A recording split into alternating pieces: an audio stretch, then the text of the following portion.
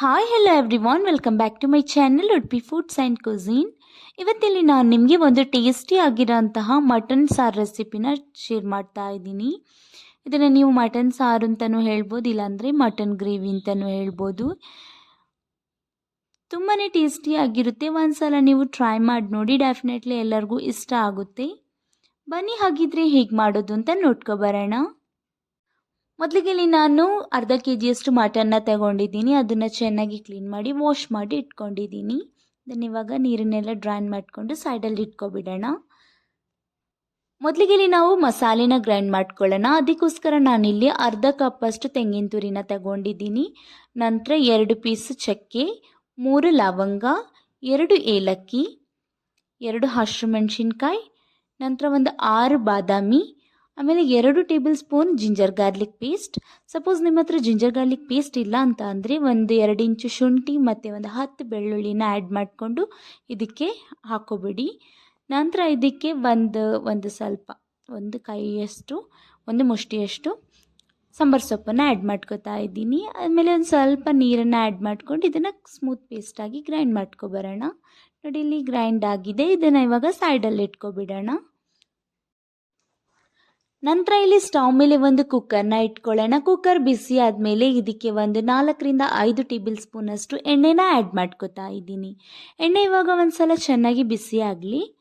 ಇವಾಗ ನೀವು ನೋಡ್ಬೋದು ಚೆನ್ನಾಗಿ ಎಣ್ಣೆ ಬಿಸಿ ಆಗಿದೆ. ಇದಕ್ಕೆ ನಾನಿವಾಗ ಅರ್ಧ ಟೇಬಲ್ ಸ್ಪೂನಷ್ಟು ಜೀರಿಗೆನ ಆ್ಯಡ್ ಮಾಡ್ಕೋತಾ ಇದ್ದೀನಿ. ಜೀರಿಗೆ ಚೆನ್ನಾಗಿ ಫ್ರೈ ಆದಮೇಲೆ ಇದಕ್ಕೆ ನಾವು 3 ಗ್ರೈಂಡ್ ಮಾಡ್ಕೊಂಡಿರೋ ಈರುಳ್ಳಿನ ಪೇಸ್ಟ್ ಇದೆಯಲ್ವ ಅದನ್ನು ಆ್ಯಡ್ ಮಾಡ್ಕೊಳ್ಳೋಣ. ಇಲ್ಲಿ ನಾನು 3 ಈರುಳ್ಳಿ ತಗೊಂಡು ಅದನ್ನು ಸ್ವಲ್ಪ ಹಾಗೆ ಮೀಡಿಯಮ್ ಆಗಿ ಪೇಸ್ಟ್ ಮಾಡ್ಕೊಂಡಿರೋ ಅಂಥದ್ದು. ಜಾಸ್ತಿ ಸ್ಮೂತ್ ಪೇಸ್ಟ್ ಮಾಡೋದು ಬೇಕಾಗಿಲ್ಲ, ಸ್ವಲ್ಪ ಪೇಸ್ಟ್ ಆದರೆ ಸಾಕು. ಈ ಥರ ನೋಡಿ ಮೀಡಿಯಮ್ ಆಗಿ ಇದನ್ನು ಇವಾಗ ನಾವು ಗೋಲ್ಡನ್ ಫ್ರೈ ಆಗೋ ಗಂಟ ಇದನ್ನು ಫ್ರೈ ಮಾಡ್ಕೋಬೇಕು. ಇಲ್ಲಿವಾಗ ನೀವು ನೋಡ್ಬೋದು ಈರುಳ್ಳಿ ಚೆನ್ನಾಗಿ ಫ್ರೈ ಆಗಿದೆ.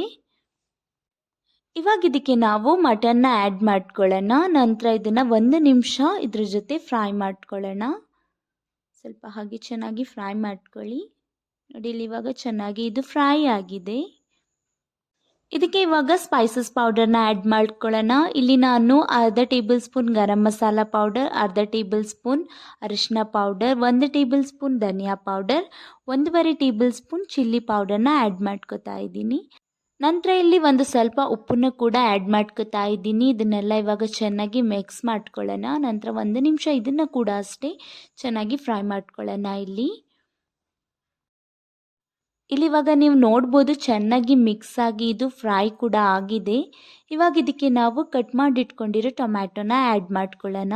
ಇಲ್ಲಿ ನಾನು 2 ಕಟ್ ಮಾಡಿಟ್ಕೊಂಡಿರೋ ಟೊಮ್ಯಾಟೊನ ಆ್ಯಡ್ ಮಾಡ್ಕೋತಾ ಇದ್ದೀನಿ, ಮೀಡಿಯಮ್ ಸೈಜ್ ಟೊಮ್ಯಾಟೊ. ನಂತರ ಇದನ್ನು ಕೂಡ ಅಷ್ಟೇ ಚೆನ್ನಾಗಿ ಫ್ರೈ ಮಾಡ್ಕೊಳ್ಳೋಣ. ಇವಾಗ ನೀವು ನೋಡ್ಬೋದು ಟೊಮ್ಯಾಟೊ ಚೆನ್ನಾಗಿ ಫ್ರೈ ಆಗಿ ಸ್ಮ್ಯಾಶ್ ಥರ ಆಗಿದೆ. ಇವಾಗ ಇದಕ್ಕೆ ನಾವು ರುಬ್ಬಿರೋ ಮಸಾಲೆನ ಆ್ಯಡ್ ಮಾಡ್ಕೊಳ್ಳೋಣ. ಅದ್ರ ಜೊತೆಗೇ ಒಂದು 6 ಟೇಬಲ್ ಸ್ಪೂನಷ್ಟು ಮೊಸರನ್ನ ಕೂಡ ಆ್ಯಡ್ ಮಾಡ್ಕೋತಾ ಇದ್ದೀನಿ. ಇವಾಗ ಇದನ್ನೆಲ್ಲ ಚೆನ್ನಾಗಿ ಮಿಕ್ಸ್ ಮಾಡ್ಕೊಳ್ಳಿ. ನಂತರ ಒಂದು 5 ನಿಮಿಷ ಇದನ್ನು ಫ್ರೈ ಮಾಡ್ಕೊಳ್ಳೋಣ. ಇದ್ರ ಜೊತೆಗೇ ಇಲ್ಲಿ ಮಸಾಲೆ ಜೊತೆ ಮಟನ್ ಒಂದು ಸ್ವಲ್ಪ ಚೆನ್ನಾಗಿ ಫ್ರೈ ಆಗಲಿ. ಒಂದು 5 ನಿಮಿಷ ಫ್ರೈ ಆದರೆ ಸಾಕಾಗುತ್ತೆ.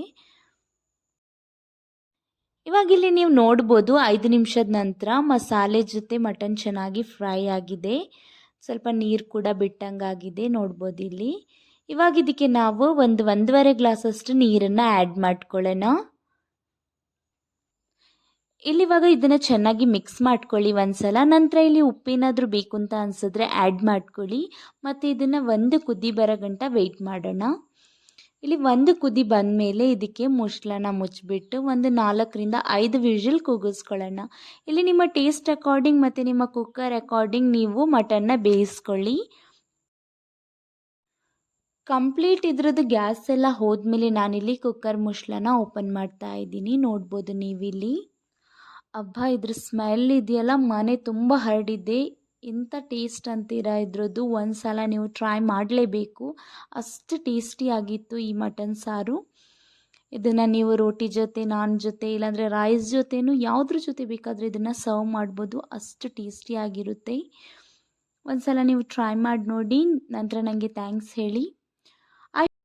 ಐ ಹೋಪ್ ರೆಸಿಪಿ ಇಷ್ಟ ಆಗಿದೆ ಅಂತ ಅನ್ಕೋತೀನಿ. ಇಷ್ಟ ಆಗಿದ್ರೆ ವಿಡಿಯೋಗೆ ಒಂದು ಲೈಕ್ ಮಾಡಿ ಮತ್ತು ನನ್ನ ಚಾನೆಲ್ನ ಇನ್ನೂ ಕೂಡ ಸಬ್ಸ್ಕ್ರೈಬ್ ಮಾಡಿಲ್ಲ ಅಂತ ಅಂದರೆ ಪ್ಲೀಸ್ ಸಬ್ಸ್ಕ್ರೈಬ್ ಮಾಡಿ. ಹಾಗೆ ಪಕ್ಕದಲ್ಲಿರೋ ಬೆಲ್ ಐಕನ್ನ ಮರಿದೇ ಕ್ಲಿಕ್ ಮಾಡಿ.